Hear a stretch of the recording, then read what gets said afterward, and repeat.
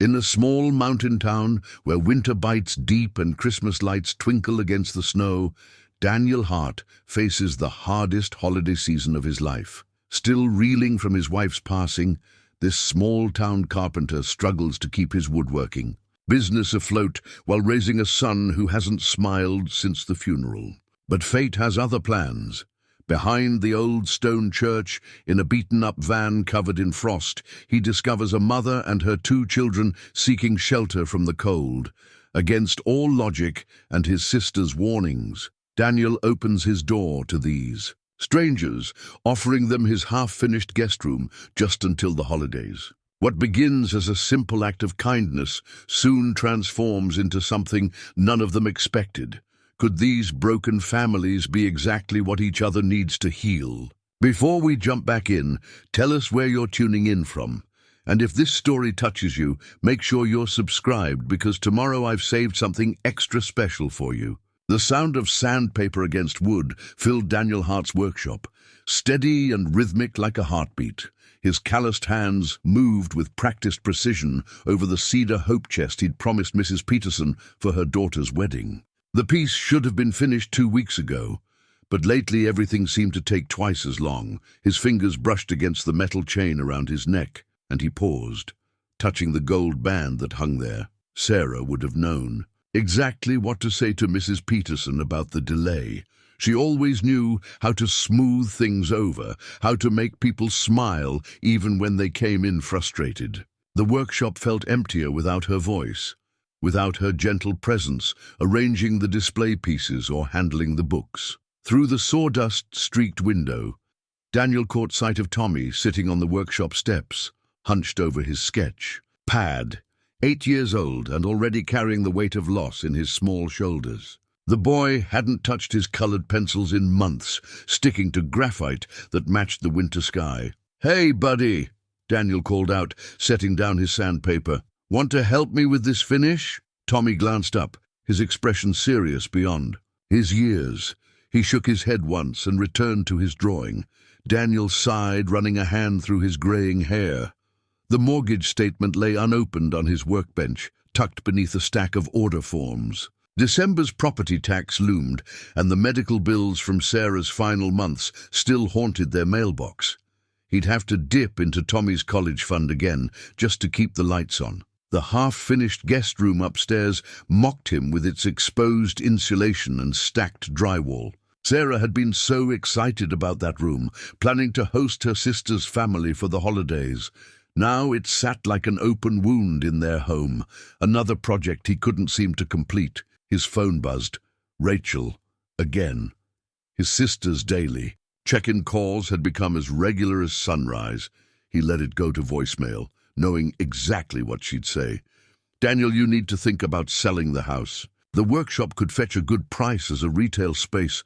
Tommy needs stability," as if stability meant surrendering everything he and Sarah had built together. The winter light was fading early, casting long shadows across his workbench. The hope chest would have to wait another day. "Time to head in, Tommy," he called. "Homework before dinner." His son gathered his supplies without a word, his movements deliberate and careful, so much like Sarah it made Daniel's chest ache. They walked the short path to their craftsman home, Christmas lights twinkling half-heartedly along the roofline. Sarah's lights, which he couldn't bring himself to take down after last Christmas. Now they served as a year-round reminder of promises he hadn't kept. Inside, the house held the hollow quiet they'd both grown accustomed to. Daniel watched Tommy climb the stairs to his room, each step heavy with unspoken grief. The boy hadn't cried, not even at the funeral. He'd just grown quieter, retreating into himself like a turtle into its shell. Daniel's fingers found Sarah's ring again as he stood in their kitchen, his kitchen now, surrounded by the life they'd planned together. The morning's dishes sat unwashed, and a pile of unopened mail threatened to topple from the counter. Sarah's recipe box collected dust on the shelf, her handwritten cards waiting for holidays he couldn't bring himself to celebrate. The church bell tolled in the distance, its sound carrying across the snow-covered town. 6 o'clock. Time to attempt another dinner, Another evening of silent meals and homework supervision. Another night of lying awake wondering how to heal his son's broken heart when he could barely manage his own. He opened the refrigerator, its meager contents, a testament to his distracted shopping. "Spaghetti again, okay, bud?" he called upstairs, knowing he'd received no answer. The silence spoke volumes, echoing through their home like footsteps in an empty cathedral. Outside, the first flakes of new snow began to fall, each one carrying the weight of another Christmas without her. Sunday morning brought another dusting of snow and the familiar walk to St. Michael's. Daniel and Tommy trudged along the salted sidewalks, their breath clouding in the crisp air. Tommy walked a half step ahead, hands buried in his coat pockets, dodging the cracks in the concrete with practiced steps. The service passed in a blur of hymns and prayers, Daniel's mind wandering to the unfinished orders waiting in his workshop. He caught Mrs. Peterson's pointed glance from 3 pews ahead, her daughter's hope chest now 2 weeks overdue. Tommy sat beside him, still as a statue, drawing abstract patterns in his Bible's margins. After the final blessing, Daniel nodded to familiar faces but avoided conversation, guiding Tommy toward the side exit. That's when he noticed the van. It sat behind the parish hall, an old Dodge Caravan with frost-covered windows and a missing hubcap. He might have walked past it, but something caught his eye. A small hand wiping a circle in the condensation. A child's face peering out before quickly disappearing. Daniel slowed his pace. "Tommy, wait here a minute." As he approached the van, he noticed the fresh tire tracks in the snow. It hadn't been here long. The vehicle sat at an angle as if parked in haste. Up close, he could see breath fogging the windows from inside. He knocked gently on the driver's side window. For a long moment, nothing happened. Then the window cranked down halfway, revealing a woman with tired eyes and proud posture. Dark circles beneath her eyes suggested sleepless nights. But her gaze was steady, challenging. "Can I help you?" Her voice carried a defensive edge. "I was about to ask you the same thing," Daniel replied, noting the blankets visible in the back seat. "I'm Daniel Hart. I attend church here." "We're fine," she said quickly. "Just passing through." A muffled cough from the back seat betrayed her, followed by a whispered "shh." 2 children, Daniel realized, one slightly older than Tommy, the other younger. "It's supposed to drop below freezing tonight," he said, thinking of Tommy sleeping warm in his bed. "The shelter in Milton's about 20 miles east." "We're fine," she repeated firmly, but her hands tightened on the steering wheel. "Thank you for your concern." The window started to crank up, but another cough interrupted the motion. This time, a small voice followed. "Mama, I'm hungry." The woman closed her eyes briefly, composure cracking. When she opened them, Daniel saw a flash of something he recognized, the desperate need to appear strong for your children. "I'm a carpenter," he found himself saying. "I have a guest room. It's not finished, but it's warm. Just until you figure things out." Her expression shifted from surprise to suspicion. "We don't need charity." "Mama," the voice came again, smaller this time. Daniel glanced back at Tommy, still waiting by the church steps, watching the scene unfold with curious eyes. The most interest he'd shown in anything for months. "It's not charity," Daniel said, turning back to the woman. It's what my wife would have done." Something in his voice must have reached her because her shoulders relaxed slightly. After a long moment, she said, "I'm Maya. My children are Emma and Lucas." Before Daniel could respond, his phone buzzed. Rachel's name flashed on the screen. He declined the call, already imagining her reaction to what he was about to do. "The room has its own bathroom," he continued. "You'd have your privacy. Just until the holidays, if you want."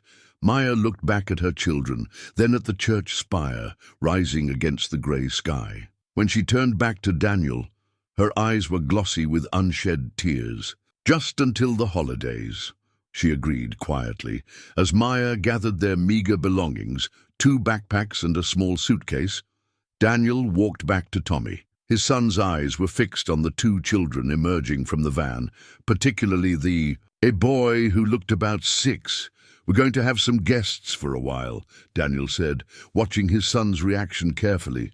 Is that okay? Tommy studied the family for a long moment before giving a small nod. It wasn't much, but in Tommy's world of silence, it felt like a shout. The guest room looked smaller, with 4 people standing in it. Daniel hadn't been up here since storing Sarah's recipe box in the closet, and now the half-finished walls seemed to broadcast his failures. Exposed insulation peeked between wooden studs, and plastic sheeting covered the window frame. It's not much, he apologized, watching Maya survey the space.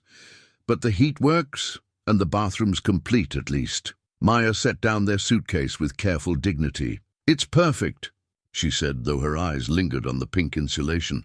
Her children stood close to her, the girl, Emma, keeping one protective hand on her younger brother's shoulder. Tommy, Daniel said, breaking the awkward silence. Why don't you show Lucas your Legos while we get things sorted? Tommy looked at his father with an expression that bordered on betrayal, but Lucas's eyes had lit up at the mention of Legos. The younger boy looked up at his mother, who gave a slight nod. You have the space shuttle set? Lucas asked, his small voice hopeful. Tommy nodded, and for a moment the 2 boys regarded each other with the universal appreciation of Lego enthusiasts. Without a word, Tommy turned and headed toward his room, Lucas following a few steps behind. Emma can help me start dinner, Daniel offered, but the 10-year-old pressed closer to her mother. We don't want to impose, Maya said quickly. We have some crackers in our bag. Sarah's lasagna, Daniel interrupted, the words tumbling out before he could stop them. He hadn't opened her recipe box since the funeral, but something about these hungry children made him reach for her memory. My wife, she left detailed instructions. I've been meaning to try it. Maya must have heard something in his voice because her defensive posture softened slightly. Emma's good at measuring ingredients, she offered. The kitchen felt different with people in it again. Emma stood at the counter, carefully leveling each cup of ricotta as Daniel read from Sarah's recipe card. Her handwriting filled him with a familiar ache, but for the first time, it didn't overwhelm him. My mom used to make lasagna too, Emma said quietly, smoothing the cheese with the back of a spoon. Before. She trailed off, and Daniel let the silence stand. From upstairs came the muffled sound of Lego pieces clicking together, punctuated by Lucas's occasional question and Tommy's one-word responses. The recipe card box sat open on the counter, years of Sarah's notes and modifications spelled out. In her flowing script, Emma ran her finger along the worn edge of the card, then quickly pulled her hand back, as if remembering she was a guest. She wrote notes for everything, Daniel said, touching the corner of the card. Even instructions for how to fold fitted sheets, though I never got the hang of that. A ghost of a smile crossed Emma's face.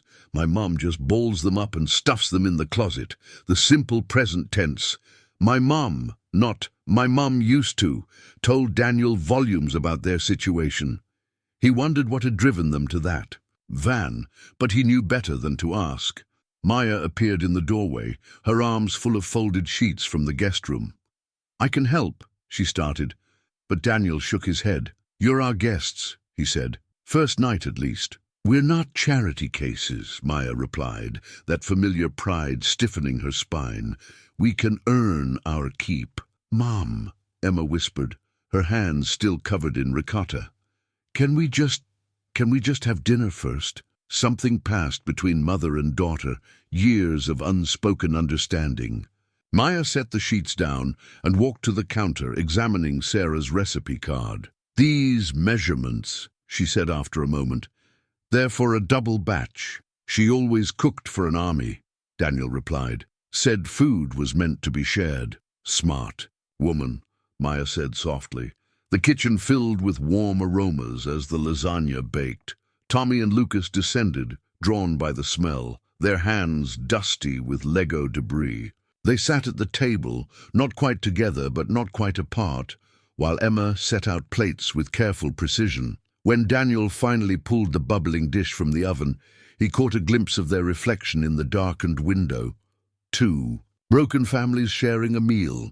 Sarah's recipe card propped up on the counter like a silent blessing. Not quite whole, not quite healed, but somehow less alone than they'd been that morning. Morning brought the sound of coffee brewing, a sound Daniel hadn't woken to since Sarah. He found Maya in the kitchen, measuring grounds with mathematical precision into his old coffee maker. She wore the same sweater as yesterday, but her hair was damp from the shower, curling slightly at the temples. "I hope this is okay," she said, gesturing to the coffee maker. "I wanted to do something." "It's perfect," Daniel replied, reaching for mugs out of habit. 2, then a pause. "Do you take cream? Black is fine." She accepted the mug with both hands, as if warming them. The kids are still sleeping. The morning light filtered through. The kitchen window casting long shadows across the counter where Sarah's recipe box still sat. Daniel hadn't put it away after last night's dinner, and somehow its presence felt right. Like a bridge between then and now, a floorboard creaked. Upstairs, followed by the whispered sounds of children trying to be quiet. Lucas's voice drifted down, followed by Tommy's, actual words, not just the monosyllabic responses of recent months. "They're building something," Maya said, a hint of worry in her voice. "I should check." "Let them be," Daniel suggested. "Tommy hasn't touched those Legos in months. It's good to hear him up there." Maya studied him over her coffee cup, understanding flickering in her eyes. "Emma used to draw. Before. She hasn't picked up a pencil since we left." The admission hung between them, delicate as frost. Daniel didn't push, but he filed away the information, noting how Maya's fingers tightened around her mug at the memory. Their quiet morning shattered with the sound of running feet. Lucas burst into the kitchen, Tommy close behind, both boys, faces flushed with excitement. "Dad!" Tommy's voice carried an urgency Daniel hadn't heard in ages. "Can we get the big base plate from the workshop? We're building a space station." Daniel nearly dropped his coffee. Complete sentences, enthusiasm. His son's eyes were bright, focused on something beyond his grief for the first time in nearly a year. "Of course," he managed. After breakfast, Emma appeared in the doorway, her own reserved nature warring with clear interest in the boys' project. She hovered there until Maya said softly, "You can join them if you want, honey." "I'm too old for Legos," Emma replied, but her eyes followed the boys' animated discussion of airlock designs. Daniel turned to the pantry, hunting for the pancake mix Sarah used to keep stocked. "You know," he said casually, "I could use someone with steady hands to help measure ingredients, someone who's good with exact amounts." Emma's posture straightened slightly at the implicit praise from last night's lasagna success. "I can help," she offered, trying to sound nonchalant. The kitchen filled with morning sounds, measuring cups clinking, batter being stirred, coffee being sipped. Maya insisted on helping, her movements efficient and practiced as she found plates without having to ask where they were kept. It struck Daniel that she had probably worked in restaurants before, given her familiarity with kitchen logistics. Tommy and Lucas sat at the counter, still deep in space station negotiations, while Emma measured pancake batter with scientific precision. The scene was so domestic, so normal, that for a moment Daniel felt disoriented, like watching a photograph develop, the edges still blurry, but the image growing clearer. His phone buzzed in his pocket. "Rachel." He sent it to voicemail, but not before Maya caught the motion, her eyes questioning. "My sister," he explained. "She worries about taking in strangers," Maya finished, her voice neutral, but her shoulders tensing. "About everything," Daniel corrected. "Since Sarah, well, she thinks she needs to fix things." Maya nodded, understanding again. "Emma's the same way. Tries to carry the whole world." As if on cue, Emma presented her first perfectly circular pancake, her face a study in contained pride. Lucas gasped dramatically at the sight, making Tommy almost smile. Almost. The morning stretched on, peaceful in a way Daniel had forgotten mornings could be. He found himself in the workshop later, hunting for the Lego baseplate, when he noticed Maya standing in the doorway, examining his tools with obvious recognition. "You know your way around a workshop," he observed. She ran a finger along the edge of his workbench. "My father was a carpenter. He taught me everything he knew, said it was insurance against hard times." A shadow crossed her face. He was right about that, at least. Before Daniel could respond, Tommy appeared between them. "Dad, we found it. Can we bring the space shuttle too?" Maya stepped back, the moment broken, but something had shifted, like sawdust settling after a cut, like pieces finding their proper places. Their separate worlds were slowly, carefully, beginning to align. The unfinished rocking horse caught Maya's eye immediately. It sat in the corner of Daniel's workshop, its smooth curves half emerged from raw wood, like a creature trying to break free from amber. She circled it slowly, professional appreciation evident in her gaze. "Quarter sawn oak?" she asked, running her fingers along the grain. Daniel nodded, surprised by her expertise. "It was supposed to be Tommy's Christmas present, last Christmas. I just couldn't finish it," Maya completed softly. She reached for a nearby chisel, then caught herself. "Sorry, force of habit."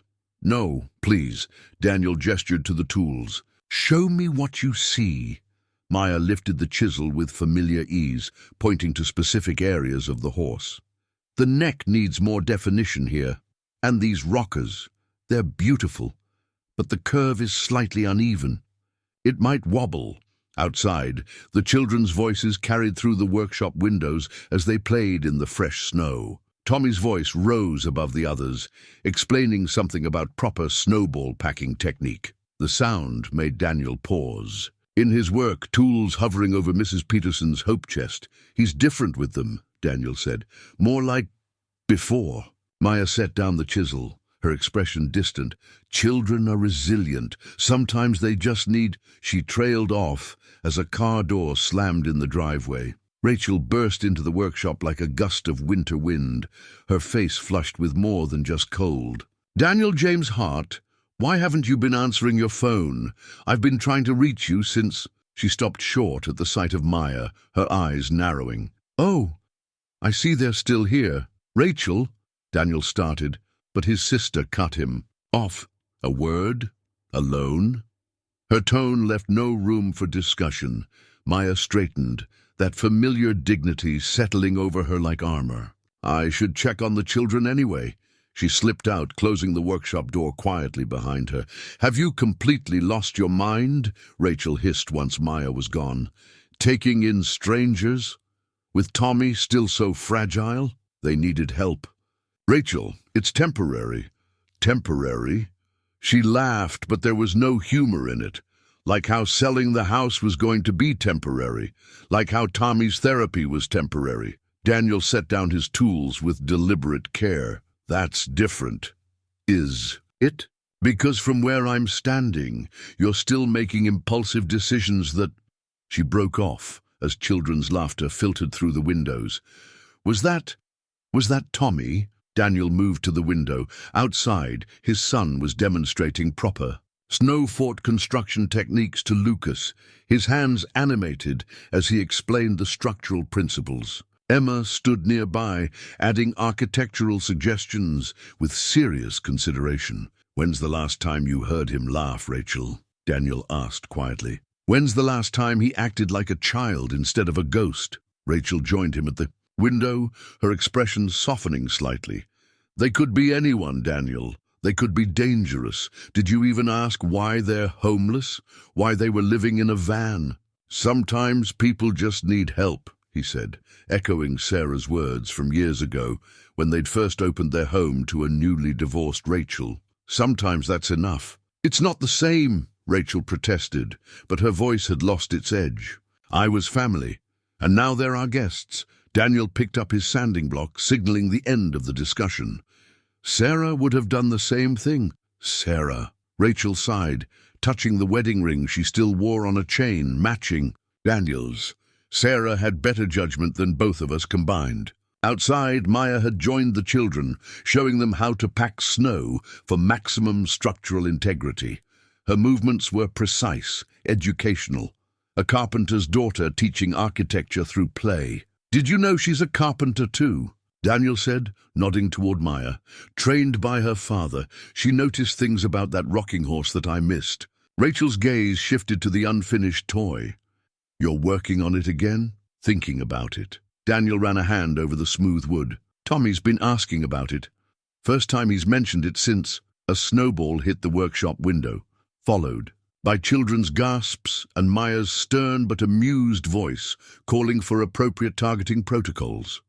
Rachel watched the scene unfold, her expression complicated. "Just be careful," she finally said, "for Tommy's sake, and yours." After Rachel left, Maya reappeared in the workshop doorway, snow dusting her hair. "I'm sorry if I caused problems with your sister." Daniel shook his head, picking up the chisel she'd been using earlier. "Show me again.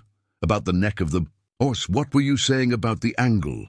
Maya's small smile held relief and something more, recognition perhaps of another parent trying to rebuild a broken world, one piece at a time. The police cruiser rolled past the workshop for the third time that morning. Daniel might not have noticed, but Maya's reaction was impossible to miss. The sudden stillness, the way her hands froze mid-sandpaper stroke, eyes tracking the vehicle, until it disappeared around the corner. "Just Officer Pete," Daniel said carefully, watching her shoulders slowly relax. "He drives by every few hours. Small-town routine." Maya nodded, but her movements had lost their earlier confidence. She set down the sandpaper and withdrew her phone from her pocket.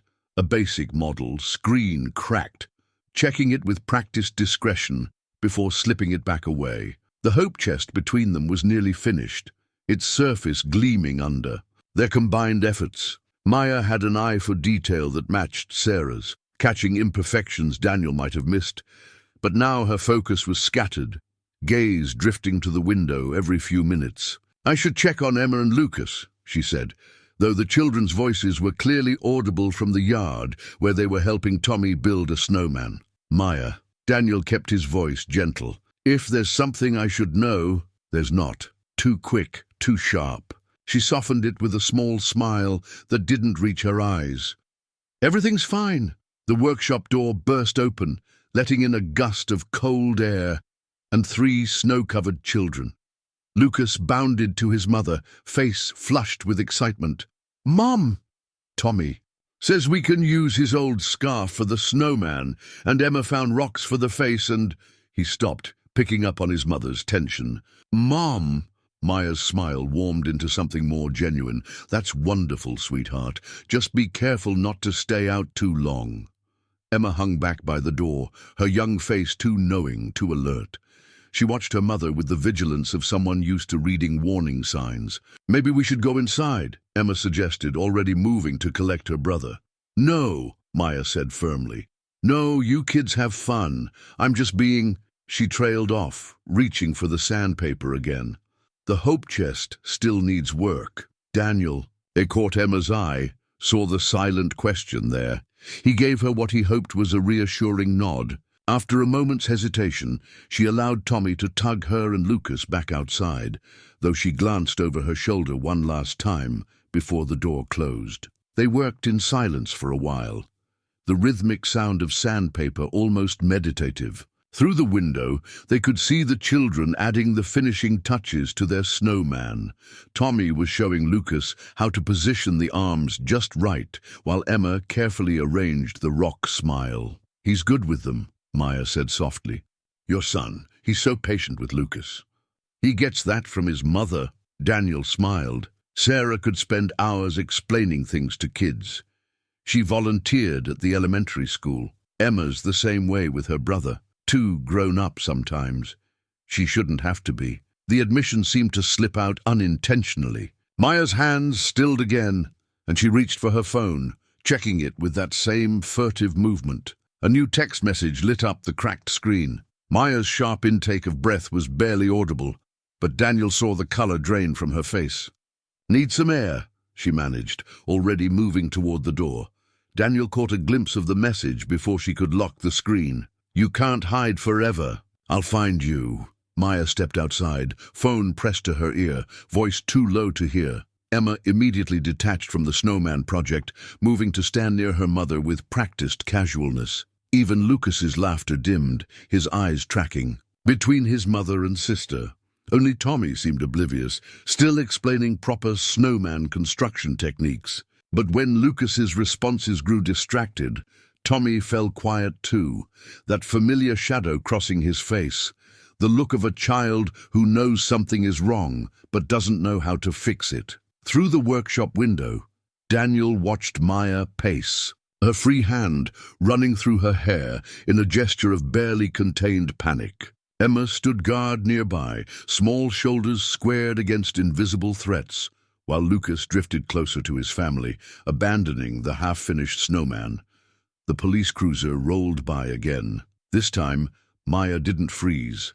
Instead, she gathered, her children with swift efficiency, herding them toward the house. Her eyes met Daniel's through the window, and in them he saw something that made his chest tighten, not just fear but resignation, the look of someone who knew they're borrowed. Peace was always going to be temporary. The box of Christmas ornaments had gathered dust in the attic, untouched since Sarah had carefully packed them away last December. Daniel stood at the bottom of the pull-down stairs, listening to Tommy and Lucas rummaging through boxes above. "Found them," Lucas called down. "There's like 1,000,000 boxes up here." "Be careful," Maya cautioned from beside Daniel. The morning's phone incident had left shadows under her eyes, but she'd insisted on helping with the decorations. "Those ornaments might be fragile." Tommy's head appeared at the attic opening. "Mom labeled everything," he said quietly. "All the boxes. She wrote what was inside and what year we got them." Daniel's throat tightened. Sarah's organizational systems, her neat handwriting on each box. "Baby's first Christmas 2015. Hand-blown. Glass from Prague trip, Tommy's preschool crafts." Emma, standing on the ladder, reached up to help pass boxes down. Her movements were careful, respectful, as if she understood the weight of memory each cardboard container held. "We can leave them packed," Daniel offered, seeing Maya's concerned expression. "It's probably too much." "No," Tommy interrupted, surprising everyone. "Mom always said Christmas isn't Christmas without the angel on top." Lucas's face lit up. "You have an angel. We had one too, but—" He stopped abruptly, looking at his mother. "But it's stored away right now," Maya finished smoothly, though something flickered in her eyes. "Maybe we can help put yours up?" The living room slowly transformed as boxes were unpacked. Sarah's careful tissue paper wrapping protected each ornament, her systems making it easy to find the perfect spot for each piece. Tommy took charge of directing Lucas, showing him where each ornament traditionally hung. "This one goes here," Tommy explained, handling a clay star with tiny handprints pressed into it. "Because Mom could see it from her favorite chair." Maya picked up a delicate glass ball, light catching its facets. "This is beautiful." "Prague," Daniel said. "Our 10th anniversary. Sarah spent hours in that glass shop, picking just the right ones." He paused, then added, "You should hang it." Maya started to protest, but Emma spoke up from where she was untangling. "Lights. Mom loves glass ornaments. She used to collect them before—" The unfinished sentence hung in the air like frost. Maya's hands trembled slightly as she hung the ornament, its crystals casting rainbow patterns on the wall. "Here's the angel." Lucas's voice broke the tension as he carefully lifted the tree topper from its box. The porcelain face caught the light, serene and timeless. Tommy stepped forward. "Dad always lifts me up to put it on top." Daniel moved automatically, then hesitated. "Maybe we should let Lucas—" "We can both do it," Tommy said, surprising them again. "Dad's strong enough." And somehow Daniel found himself lifting both boys, their small hands working together to settle the angel in her proper place. When he set them down, Tommy was almost smiling. Emma had finished with the lights, and they all stepped back to watch them twinkle. The tree was a mixture now. Sarah's carefully curated ornaments mingled with the children's crafts, crystal teardrops. Beside clay handprints, memory and present moment intertwined. "It's perfect," Maya whispered. and Daniel noticed she was crying. She wiped her eyes quickly, but not before Emma saw. "Mom!" Emma moved closer to her mother, that protective instinct surfacing again. "Happy tears, honey," Maya assured her, though Daniel suspected there was more to it. "It's just been a while since it felt like Christmas," Tommy finished, his voice small but certain. Lucas, less attuned to the emotional currents in the room, was already hunting through the remaining boxes. "Look, these are all wrapped up special. Those are the annual ornaments," Daniel explained. "Sarah bought a new one every year, but we couldn't open them until Christmas Eve." 7 days, Lucas calculated quickly. "That's forever." "Not so long," Maya said, and something in her voice made Daniel look at her sharply. She was checking her phone again, that nervous gesture he was starting to recognize. But before he could say anything, Tommy spoke again. "We could make cookies. Mum's recipe cards have her sugar cookie instructions. She always said, 'Christmas isn't Christmas without sugar cookies,'" Daniel finished. The memory was bittersweet, but for the first time it didn't feel like drowning. In the kitchen, Sarah's recipe box awaited them, and if Maya's hands shook slightly as she measured flour, if Emma stayed just a little too close to her mother, if Tommy had to stop and breathe sometimes, well, healing wasn't always smooth. But like the mismatched ornaments on the tree, they were creating something new from the pieces of what was broken. The Christmas craft fair transformed the town square into a wonderland of lights and vendor stalls. Daniel hadn't planned to participate this year. Sarah had always been the one to handle the sales side of things, but Maya's quiet suggestion about the wooden toys in his workshop had sparked something.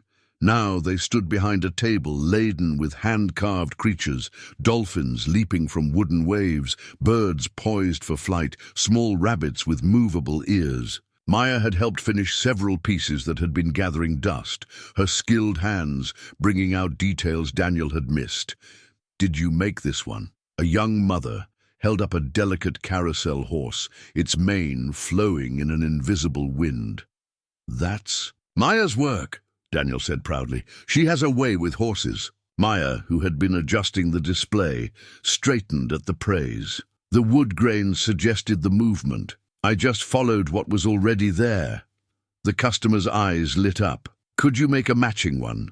For my twins?" Before Maya could deflect the attention, Emma called out from where she was helping Tommy and Lucas arrange the smaller pieces. "Mum's really good at matching sets. She used to have her own workshop." "Emma!" Maya's voice carried a warning note, and her daughter fell silent, that too adult awareness crossing her face again. The fair bustled around them, filled with familiar faces and holiday cheer.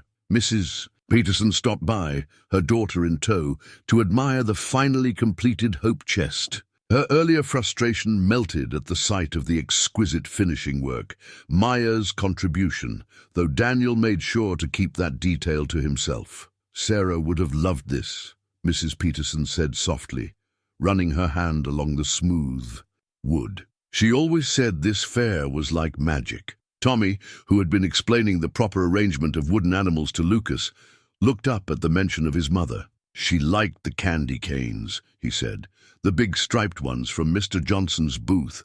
"Still got 'em," called Mr. Johnson from the next stall over.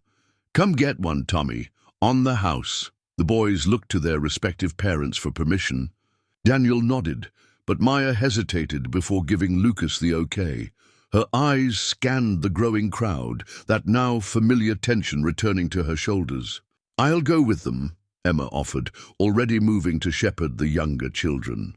Daniel watched the three weave through the crowd, Tommy leading the way to the candy stand. "Emma's quite the guardian angel," he observed.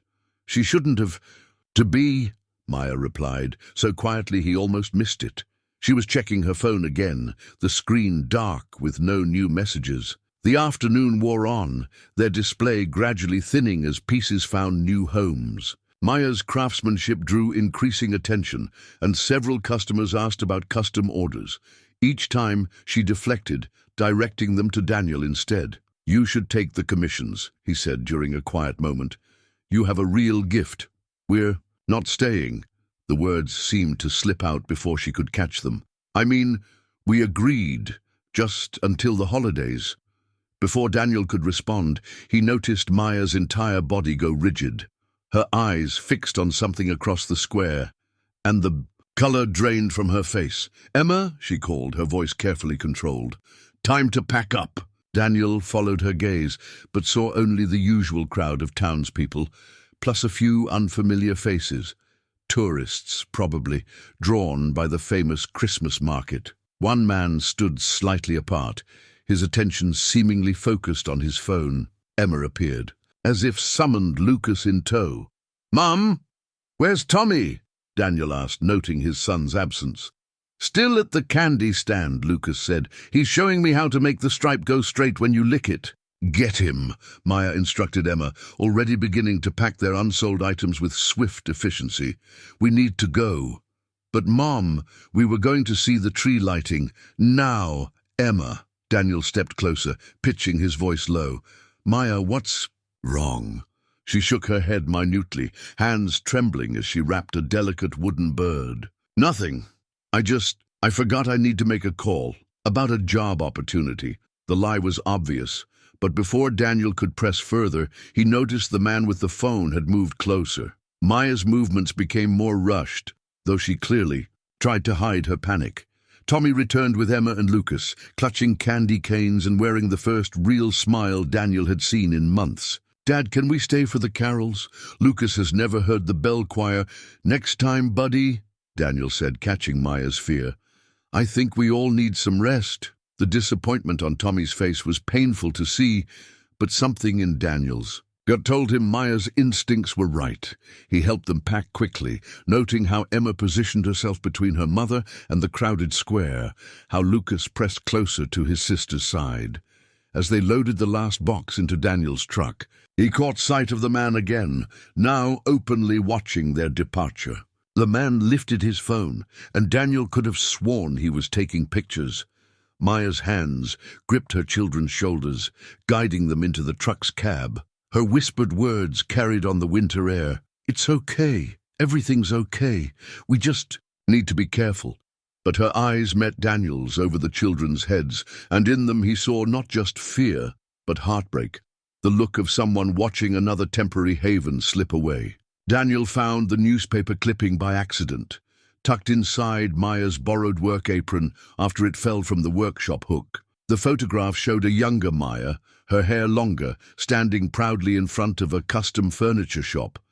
The headline read, "Local craftsman's daughter takes over family business." He almost slipped it back into the pocket, respecting her privacy, when the date caught his eye. Just 6 months ago.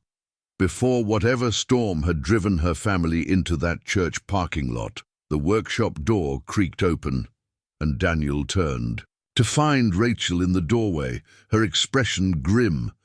"We need to talk." She pulled out her tablet, opening a browser window. "Did you even Google her, Daniel? Maya Chen, owner of Chen Family Woodcraft in Bristol. Rachel, there's more." She scrolled through search results. The business closed suddenly 3 months ago. No notice, no forwarding address, and her ex-husband. "Stop." Daniel set down the newspaper clipping. "If Maya wants to tell me, she will. She's running from something." Rachel's voice softened. "Or someone. Think about Tommy." As if summoned by his name, Tommy appeared in the workshop doorway, his face alight with excitement. "Dad! Lucas found your old train set in the attic. Can we set it up under the tree, like Mum used to?" Rachel's expression crumpled at the mention of Sarah's tradition. Daniel saw the conflict in his sister's eyes, joy at hearing her nephew's enthusiasm warring with her protective instincts. "Sure, buddy," Daniel said. "Why don't you go get started? I'll be there in a minute." Once Tommy was gone, Rachel picked up the newspaper clipping. "Her work is beautiful," she admitted reluctantly. "The article says she won awards." "I know." Daniel took the clipping back. "I can see it in everything she touches. The detail work, the understanding of grain patterns." "Don't." Rachel touched his arm. "Don't get attached. They can't stay." "Daniel, you know that." Before he could respond, they heard Maya's voice from the house, sharp with panic. "Emma! Lucas!" A door slammed, followed by running footsteps. Daniel found Maya in the living room, her face pale. "The children!" "They're in the attic," he assured her quickly. "Getting the train set." The relief that flooded her face made her look younger, more like the woman in the newspaper photograph. But it lasted only a moment before her walls went back up, especially when she saw Rachel. "I should help them," Maya said, already turning toward the stairs. "Lucas can be clumsy with old things." "Maya," Daniel's voice stopped her. "The man at the fair, was it—" "Please." The word came out barely above a whisper. "Don't ask questions I can't answer." Rachel stepped forward and Daniel expected confrontation.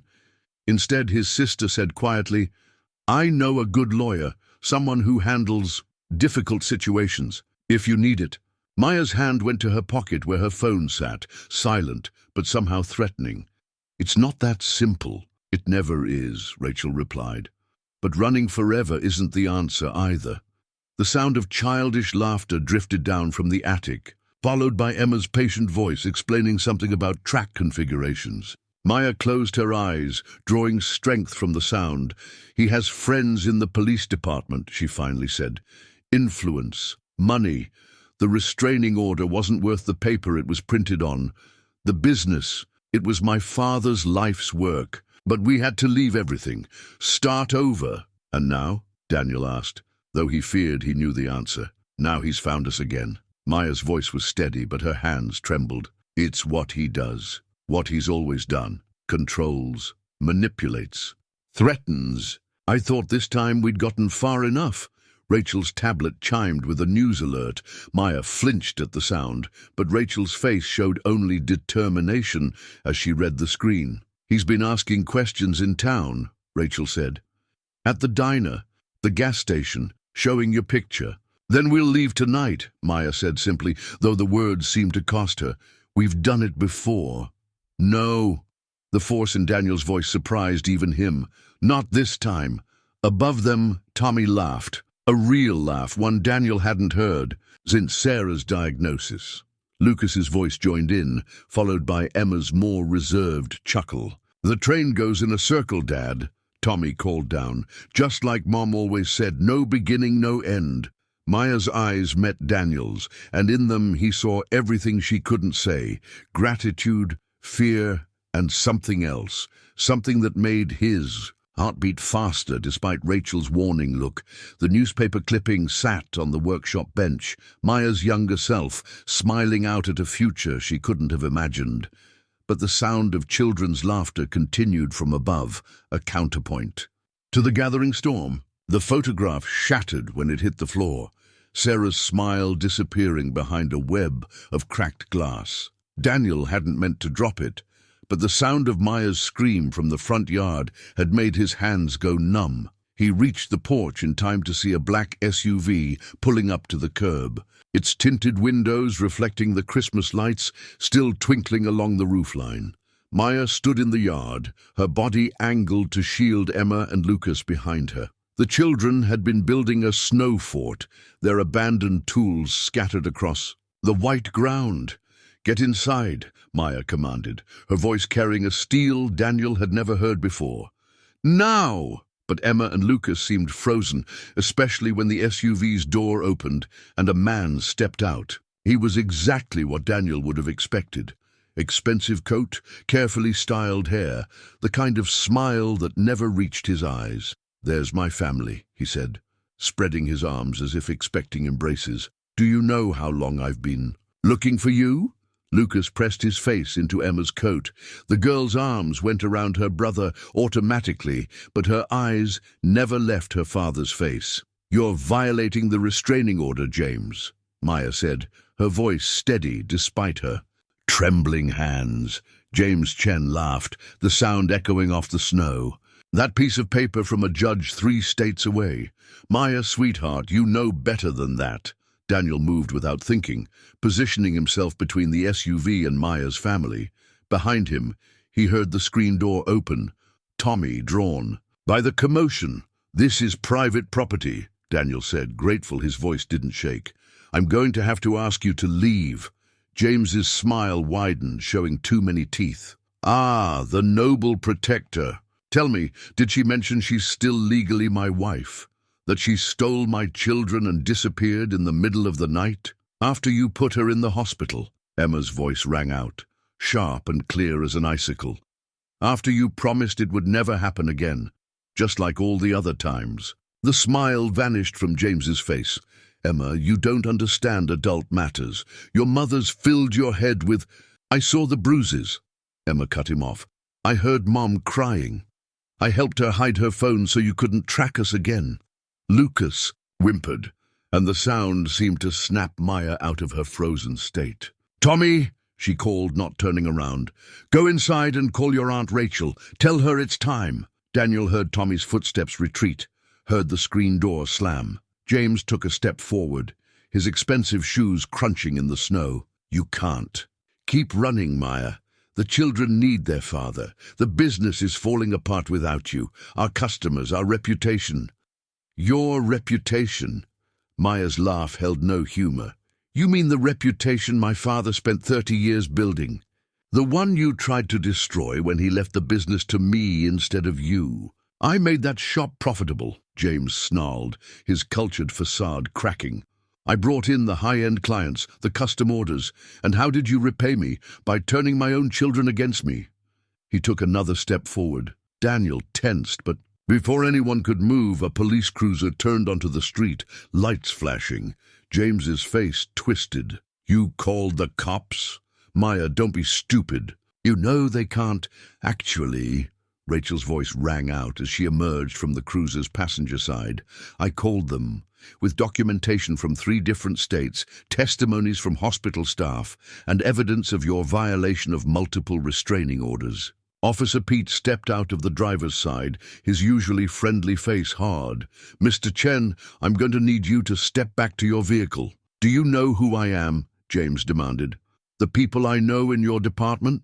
"I know exactly who you are," Officer Pete replied. "And so does the FBI agent who's been building a case against you for crossing state lines to violate protection orders. The agent who, coincidentally, is my brother-in-law." The color drained from James's face.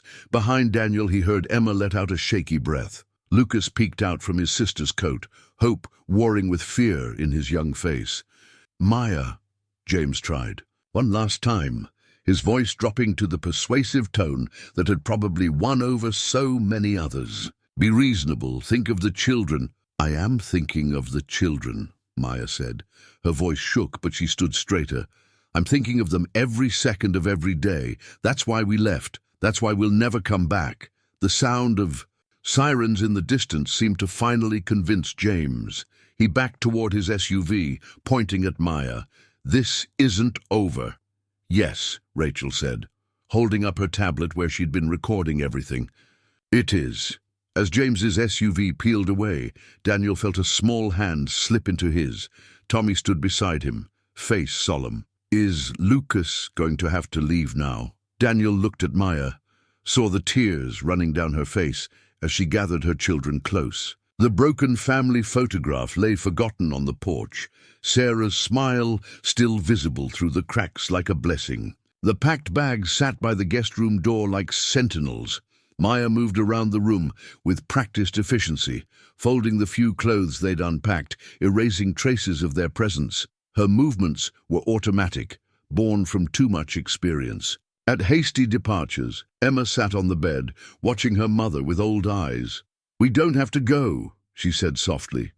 Maya's hands stilled on Lucas's favorite sweater. "Emma," Officer Pete said. "Officer Pete can't be everywhere." Maya resumed, folding though her hands shook slightly. "Your father has friends, connections.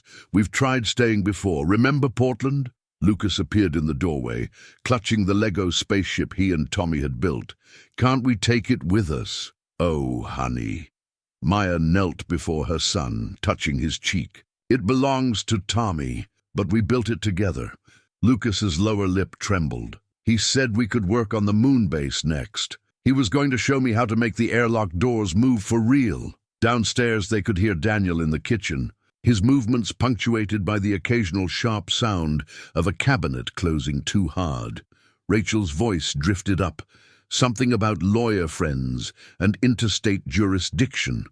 "Mom?" Emma slid off the bed, moving to stand beside her brother. "What?" "About the rocking horse." Maya closed her eyes. The half-finished toy in Daniel's workshop had begun to take shape under their combined efforts, its wooden curves holding the promise of Christmas morning joy. "We can't..." "Can't what?" Daniel's voice from the doorway made them all turn. He held Sarah's recipe box in his hands. "Can't stay? Can't trust that this time might be different?" "Daniel." Maya stood, positioning herself between him and her children out of habit. "You saw what he's like, what he's capable of." "I saw a coward," Daniel replied. "A man who ran when faced with actual consequences." Rachel's already filed the emergency orders. Her friend at the FBI. "Papers didn't protect us before." Maya's voice cracked. "Nothing protected us. He always found a way, always had someone willing to look the other way." "Mom," Lucas pressed against her side, "I'm scared of leaving. Last time we slept in the van and it was so cold." Emma wrapped an arm around her brother, but her gaze remained fixed on her mother. "We're tired of running, Mom. And..." She hesitated, then continued in a rush. "And I saw you smile yesterday, when you were working on the rocking horse. A real smile." Maya touched Sarah's recipe box, still in Daniel's hands. Her fingers traced the worn edges where years of love had softened the wood. "I can't risk your safety," she whispered. "Either of you. You're all I have." "That's not true anymore." Daniel set the box down and reached for Maya's hand. She flinched automatically but didn't pull away. "You have us now. Me, Tommy, Rachel. Even Mrs. Peterson keeps asking when you'll be back in the workshop." The workshop. Maya's laugh held. More sob than humor. Dad's legacy, all those years of tradition, craftsmanship. James took it all, then built something new. Daniel's voice grew fierce. "Here, with us. The guest room's almost finished. The workshop has plenty of space for 2 craftsmen. And Tommy..." They all heard the unspoken truth. Tommy was laughing again, emerging from his grief like a flower. "After winter, what if he finds us again?" Maya asked, but her voice had lost its certainty. "Then we face him together." Rachel appeared behind Daniel, her tablet in hand. "I've spent all morning making calls. Your father's lawyer in Bristol? He's been building a case. Other women have come forward. James's carefully constructed world is falling apart, and he knows it." Lucas tugged at Maya's sleeve. "Please, Mom. Tommy said we could help decorate the workshop for Christmas. He found lights in the attic that looked like icicles." Emma stayed, quiet, but her grip on her brother tightened. Maya looked at her daughter, really looked at her, seeing not just the protector she'd been forced to become, but the child she still was. A child who needed roots, stability, the chance to just be young. "The rocking horse," Maya said finally, her voice barely audible. "It needs at least 2 more weeks of work. The finish has to cure properly." Daniel's face broke into a smile. "Tommy's already picked out the perfect blanket for it. Sarah's mother made it years ago." Maya looked at the packed bags by the door, each one containing another fragment of their broken life. Then she looked at her children's faces, at Daniel's hopeful expression, at Rachel's determined stance.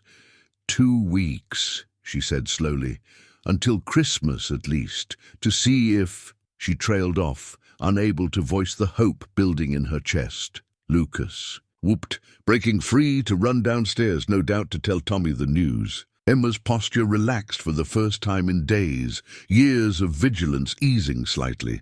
Rachel typed something on her tablet. "I'll let Officer Pete know you're staying. He's setting up extra patrols just in case." But Maya barely heard her. She was watching Daniel carefully unpack Sarah's recipe box, setting it back in its place on the kitchen shelf. Staying.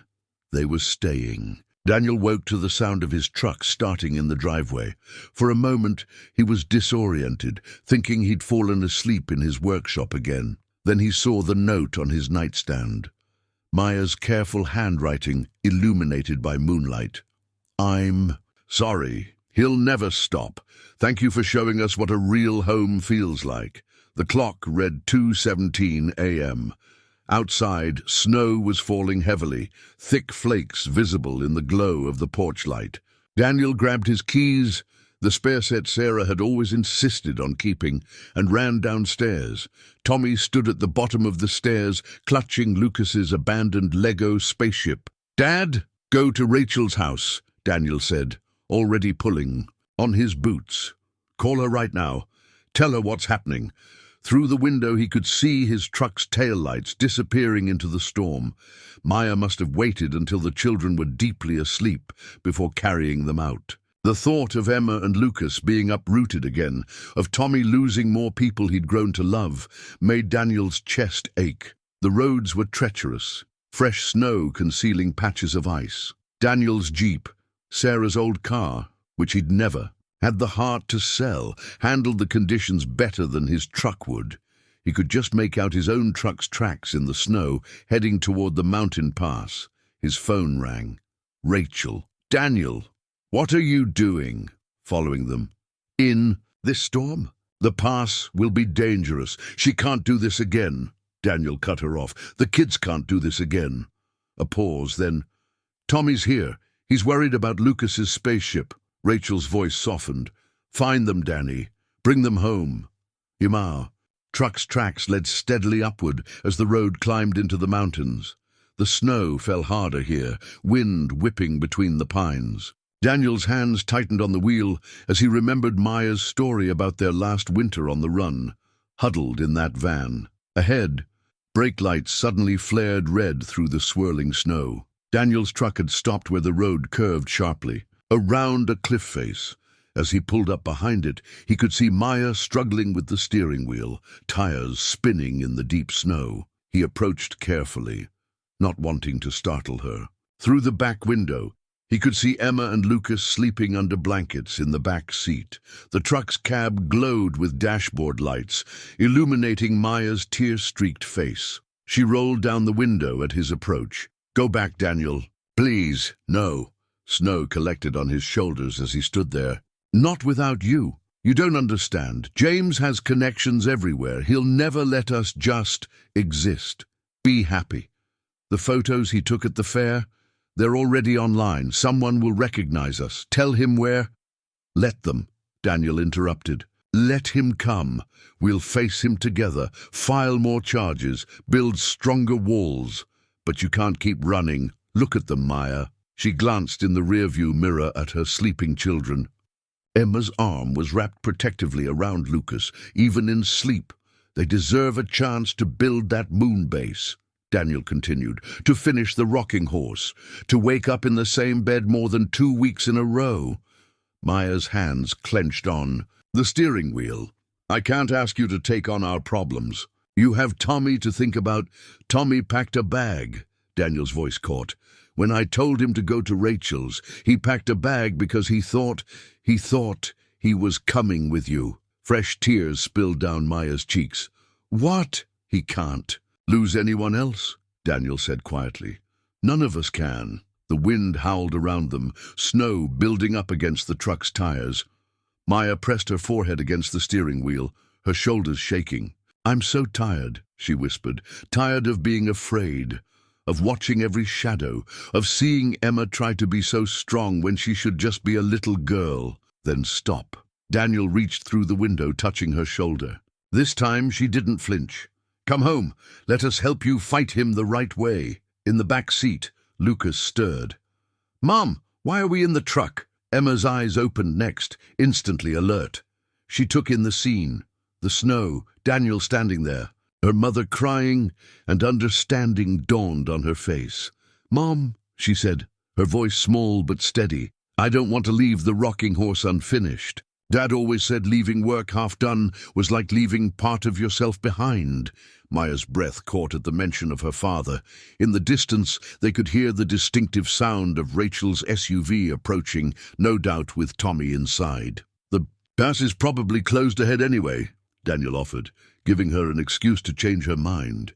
"And Sarah's sugar cookie recipe. You promised to help Tommy make them for Christmas Eve." The truck's engine ticked as it cooled, snow continuing to fall around them. Maya looked at her children in the mirror, at Daniel standing patient in the storm, at the distant headlights bringing Tommy to them.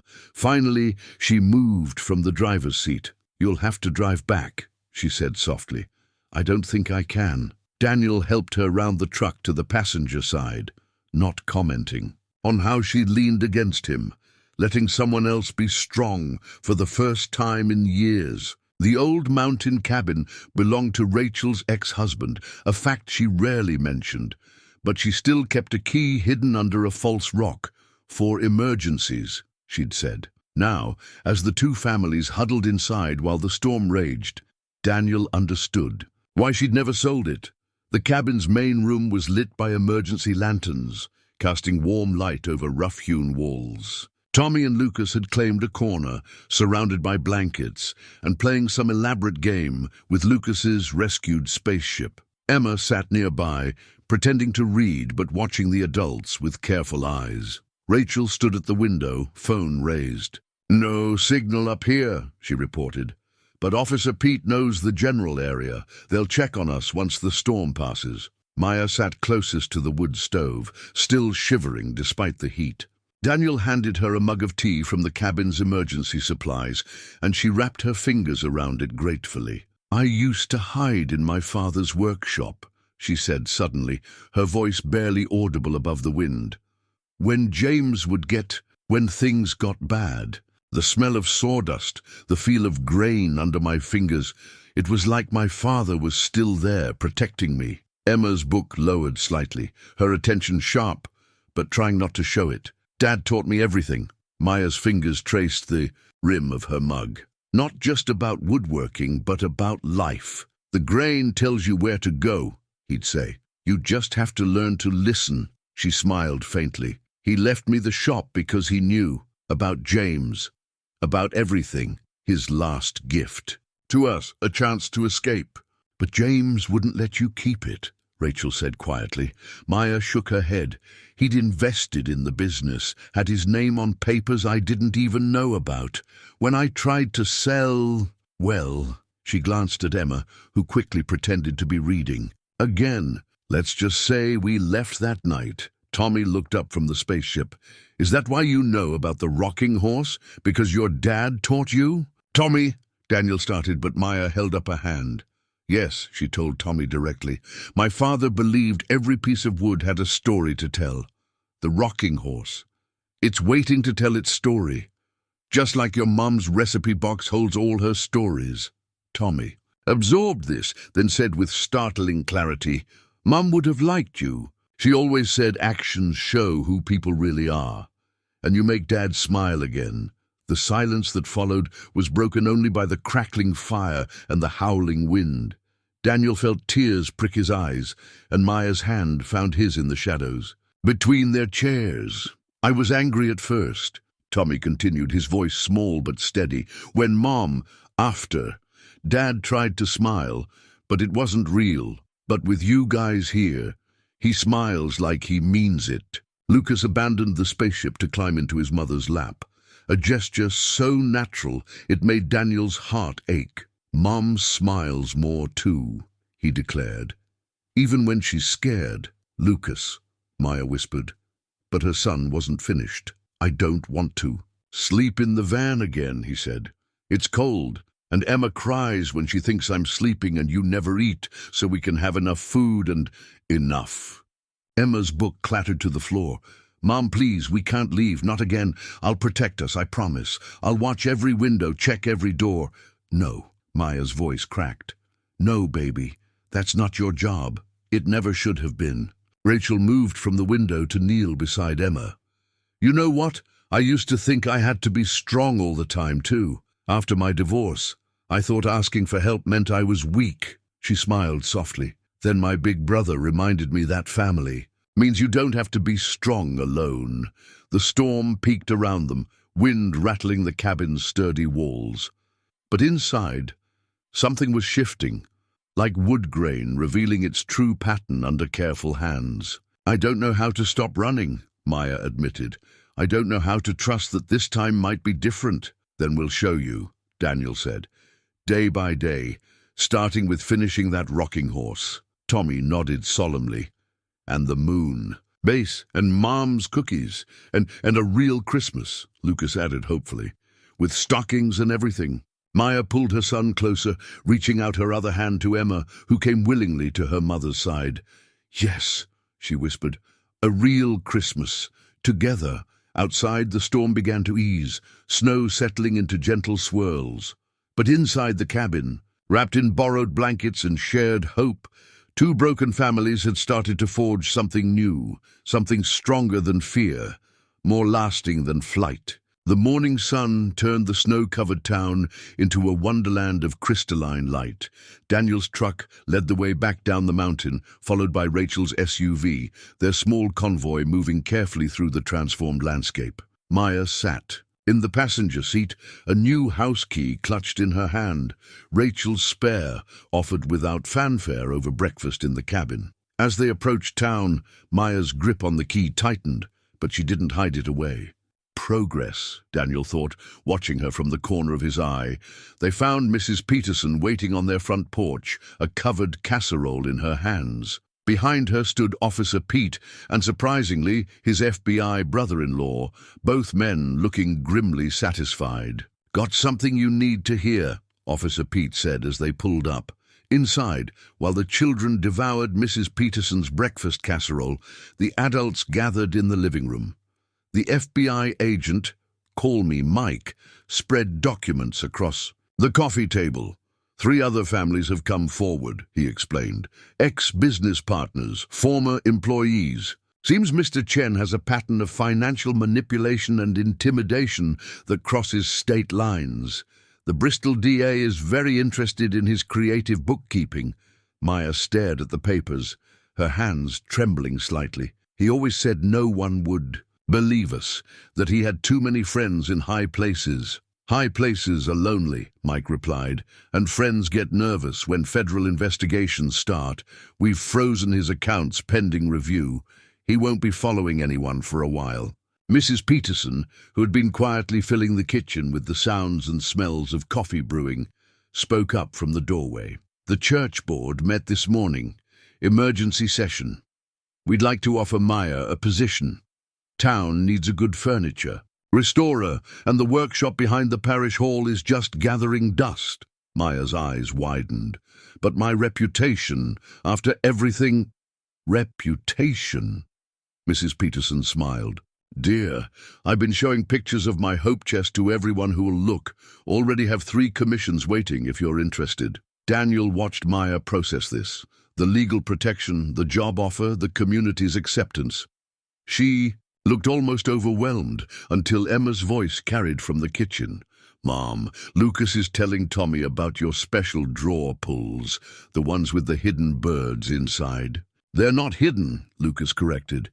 They're waiting to be found, like Mom always says. Maya pressed her hand to her mouth, tears spilling over. Rachel quietly passed her a tissue. There's more, Officer Pete said.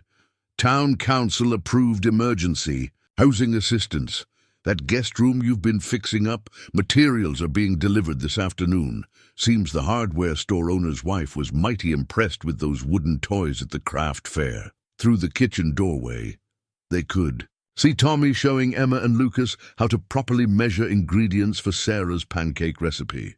The recipe box sat open on the counter, Sarah's handwriting a silent blessing over the scene. I don't know what to say, Maya whispered. Say you'll let us help, Rachel replied. Say you'll let Tommy teach Lucas woodworking and Emma take art. Glasses at the community center, and yourself breathe without looking over your shoulder every minute. Say you'll finish the rocking horse, Daniel added softly, and stay to see Tommy's face on Christmas morning. Maya looked down at the key in her hand. Not just a spare key now, but a promise, a choice. The front door opened, bringing a blast of cold air, and the hardware store owner himself, Bill Matthews, already talking about insulation and drywall. Behind him came his teenage sons, carrying tool belts and wearing eager expressions. Heard you folks could use some help with that guest room, Bill announced. My boys need practice hanging drywall anyway. Learning opportunity, right? Maya stood, slowly, drawing herself up with that familiar dignity. But this time it wasn't armor. It was foundation. The corners need special attention, she said, her voice growing stronger. And the window frame wants to be tricky. I can show them how. She trailed off as more vehicles pulled up outside. The church ladies' auxiliary, armed with cleaning supplies. 2 more of Tommy's classmates and their fathers carrying lumber. Mike's wife, a real estate lawyer, clutching a folder of documents. Mom! Emma appeared in the doorway, flour dusting her serious face. Lucas wants to know if we can hang your father's old woodworking photos in the workshop. Once it's ready. Maya looked at Daniel, who nodded encouragement. Yes, she said, and the words seemed to release something tight in her chest. Yes to all of it. The photos, the job, the help. Yes. Tommy's voice carried from the kitchen, teaching Lucas the proper way to flip a pancake. Sarah's method passed down like a family secret.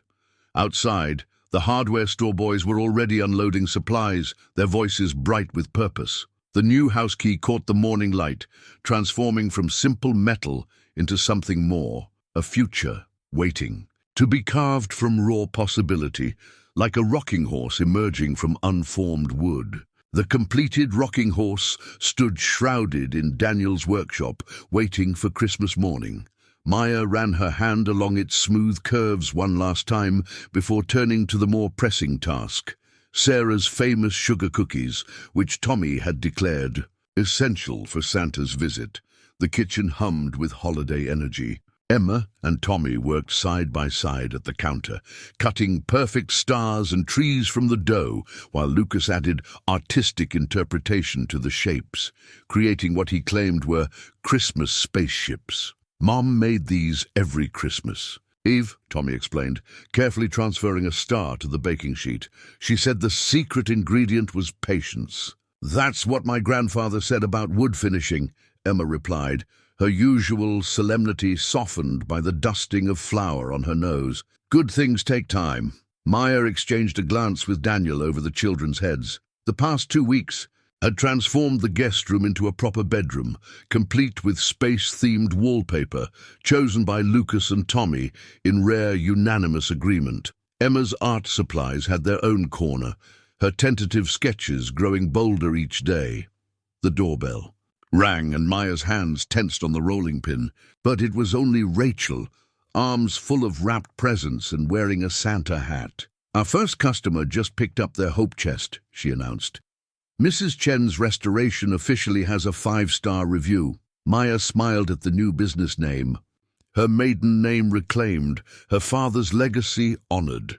The parish workshop was already taking shape, though she'd insisted on paying rent despite the church board's protests. Did you see any? Emma trailed off, but her meaning was clear. Any sign of James? All quiet, Rachel assured them. Officer Pete's on duty all night, and Mike's team is monitoring. The phone rang, cutting her off. Daniel answered, his expression darkening as he listened. When? He asked, moving toward the window. Are you sure? Maya felt it then, that old familiar prickle of danger. She saw Emma straighten, saw Lucas edge closer to his sister. Daniel hung up. James was spotted at the Bristol train station this morning. Bought a ticket west. Here? Lucas's voice quavered. No, honey, Rachel said quickly. Further west, Seattle. Mike's team confirmed it, but Maya knew better. It's a distraction, she said quietly. He wants us to think. She was cut off by the sound of breaking glass from the workshop. Everything happened at once. Rachel grabbed her phone, already dialing. Daniel moved toward the workshop door, but Maya caught his arm. The children, she whispered urgently. Get them upstairs. Mom, no! Emma's voice held panic. Don't go out there. But Maya was already. Moving her spine straight, her fear transformed into something harder. I'm done hiding, she said, done letting him destroy what we build. She opened the workshop door to find James standing amid shattered Christmas ornaments, his expensive coat dusted with glass. The rocking horse's shroud lay at his feet. Quaint, he sneered, gesturing at the workshop. playing house with the grieving widower? I expected better from you, Maya. Get out." Her voice didn't shake. "The police are already on their way." "The police?" He laughed. "You think I care about some small-town cops? Do you know what you've cost me? My reputation, my contracts, your control," Maya finished. "That's what really hurts, isn't it? That you can't control me anymore." James took a step forward, glass crunching under his shoes.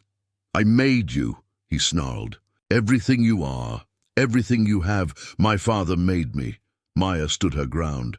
"He taught me to read the grain, to find the beauty in broken things, to build something true. You just taught me fear." "Fear works," James spat, reaching for her, but Maya was done flinching. "Not anymore." The workshop door burst open. Officer Pete entered first, followed by Daniel and Mike. But it was Tommy's voice that froze everyone in place. "Don't touch her!" The boy stood in the doorway, something clutched in his hands. Sarah's rolling pin, she realized. Ready to defend his new family with a kitchen implement, James looked at the boy, then at the forces arrayed against him, and something seemed to crack in his facade. His shoulders sagged. "You're under arrest," Mike said, producing handcuffs, "for violation of restraining orders, crossing state lines to commit domestic violence, financial fraud, and breaking and entering," Officer Pete added with satisfaction. "Witnessed by half the town's emergency response team. We've been waiting for you to try something stupid." As they led James away, Maya noticed the rocking horse had escaped damage. It stood proud and strong, its curves catching the workshop. "Lights like living wood." Daniel touched her shoulder. "The cookies," he said softly. "They're still waiting." Maya looked at Tommy, still clutching the rolling pin with determined hands, at Emma and Lucas, peering around the door with wide eyes, at the home they'd built together, stronger than fear, more precious than safety. "Yes," she said, "Santa needs his cookies, and we need our Christmas Eve." Dawn broke over a fresh dusting of snow, painting the world in shades of pearl and promise. Daniel woke to the sound of whispered excitement from the hallway, not just Tommy's voice now, but Lucas's too, and Emma's gentle shushing of them. Both. He found Maya already in the kitchen, wearing the soft sweater Rachel had given her the night before, her hands wrapped around a coffee mug. Sarah's recipe box sat open beside her, the Christmas morning breakfast instructions laid out like a battle plan. "The kids are awake," she said needlessly, a smile playing at her lips. "They've been awake for hours," Daniel replied. "Tommy usually caves and comes downstairs by now, but I think Emma's been keeping them in line." As if summoned by their names, 3 faces appeared around the corner. Tommy and Lucas wore matching space-themed pajamas. An early Christmas gift from Rachel, while Emma had traded her usual vigilant expression for barely contained excitement. "Can we?" Tommy asked, bouncing on his toes. "Dad, can we please?" Daniel pretended to consider. "I don't know. Did Santa eat his cookies?" "Every crumb," Lucas burst out. "And the reindeer ate the carrots we left, and there are presents," Tommy finished. "Lots of presents." Maya's hands tightened on her mug. They'd worried about presents, with her savings still tied up in legal proceedings, but the community had stepped in. Mysterious packages had appeared on the porch, gift cards had found their way into Maya's workshop apron, and Rachel had insisted on playing Santa with an enthusiasm that bordered on excessive. "Well," Daniel said seriously, "I suppose we should investigate." The children rushed into the living room, where the Christmas tree glowed with early morning magic. But it was the workshop door that drew their attention. Slightly ajar, a red ribbon stretched across the opening. "What's that?" Lucas asked, pointing. Tommy's eyes widened. "Dad, is it?" Daniel nodded to Maya, who produced a small key tied with a bow. "Would you like to do the honors?" Emma took the key with careful hands, unlocking the workshop door while her brother bounced with anticipation. The ribbon parted, and they stepped into a wonderland. The rocking horse stood in a pool of Christmas lights, its wooden coat gleaming with countless hours of careful finishing. But it wasn't alone. Beside it sat a child-sized workbench, complete, with safe tools sized for small hands. And on the walls, Grandpa's pictures, Emma breathed. Maya's father smiled down from carefully framed photographs, teaching a young Maya to sand wood, presenting her with her first set of tools, standing.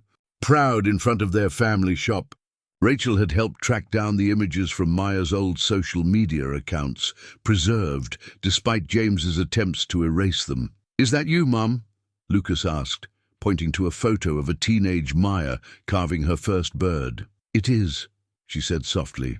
"And now it's your turn to learn." Tommy approached the rocking horse reverently. "Can I try it?" Daniel encouraged. "You and Lucas both."